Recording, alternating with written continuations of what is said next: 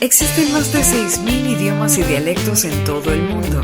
La dificultad de cualquier idioma depende de factores como su complejidad, cuántas horas quieras dedicarle, los recursos, tu proximidad a la lengua y definitivamente tu motivación y pasión por aprenderla. Esto es los 10 idiomas más difíciles del mundo. Griego. Actualmente, el griego se habla como lengua oficial en Chipre y en Grecia, y en pequeñas comunidades en distintas regiones del mundo. Aunque las reglas gramaticales básicas del griego se han mantenido, el griego muestra una estructura silábica mixta, el sistema de inflexión y la variedad de afijos lo complican bastante. Afortunadamente, su evolución ha dejado atrás ciertas formas lingüísticas arcaicas que lo hacían mucho más denso, como el uso del dativo. Polaco. ¿Has comido salchicha polaca? Si es así, ¡qué bueno! Quizás sea lo más cerca que estés de tener algo de polaco en tu boca. El polaco cuenta con 7 casos distintos para definir el uso del sustantivo en una oración. Esto hace que hasta los 16 años los propios polacos no lleguen a dominar su idioma. Del mismo modo, las grandes variedades que existen en cuanto al acento y la pronunciación dificultan y ralentizan su aprendizaje. Estonia. Aunque Estonia es un país pequeño, su idioma posee hasta 12 casos diferentes en su estructura gramatical. Solo imagina el uso de pronombres yo, él, nosotros, multiplicado por 12 formas. Las consonantes y las vocales vienen en 3 longitudes: corto, largo y muy largo, y generalmente cambian el significado de las palabras. Lina es hilo, mientras que Linna es una ciudad. Te tomará al menos 1100 horas dominar esta lengua. Finlandés. El finlandés se encuentra en la misma familia de idiomas que el estonio y el húngaro.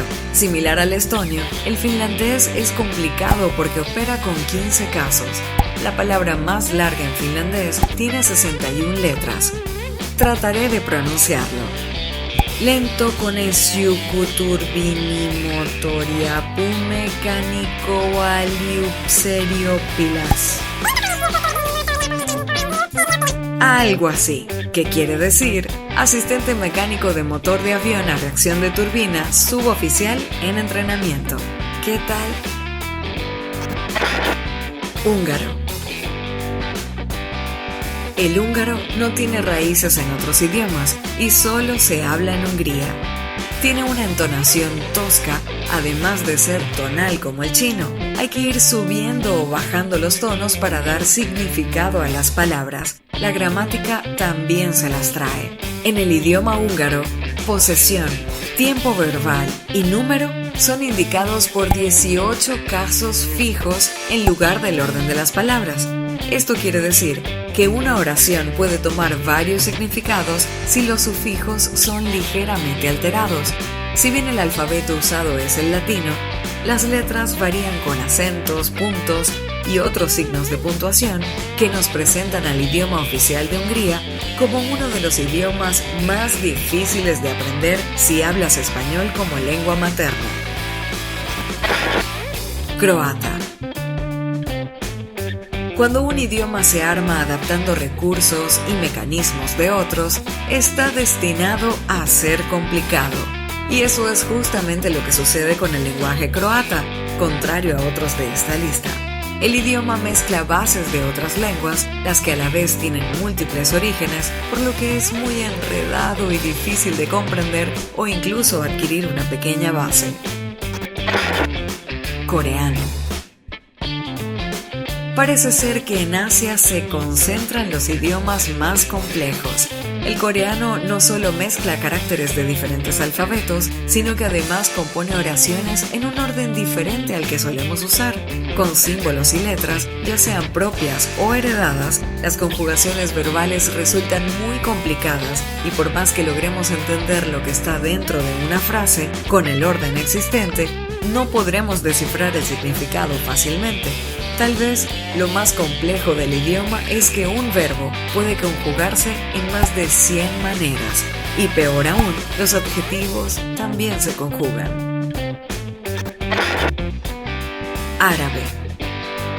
Para poder aprender árabe necesitarás al menos 2.200 horas de estudio y el reto de sobreexcitar el hemisferio izquierdo del cerebro, porque la lectura se hace al revés, de izquierda a derecha. La pronunciación es todo un desafío, más aún cuando toca pronunciar el fonema fricativo faringeo sonoro, que se diría algo como así, ae.